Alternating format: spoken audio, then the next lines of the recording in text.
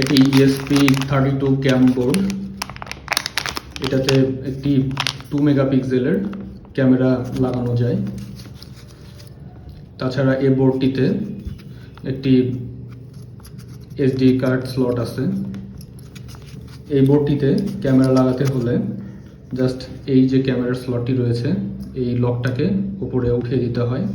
উঠিয়ে ক্যামেরাটিকে নিজের দিকে এইভাবে রেখে, এই পজিশনে রেখে একটু চাপ দিতে হয়।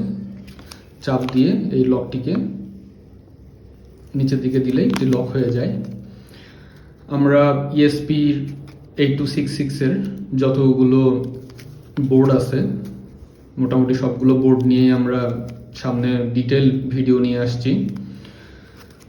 ESP01 থেকে শুরু করে নোড MCU, তারপরে ESP32 ক্যাম, 32 ডিসপ্লে, যতগুলো বোর্ড আছে আমরা চেষ্টা করব সবগুলো নিয়ে বিস্তারিত ভিডিও নিয়ে আসার। আপনারা আমাদের সাথেই থাকবেন আর আমাদের পেজটিকে ফলো করে দিবেন নিয়মিত আপডেট পাওয়ার জন্য। ধন্যবাদ।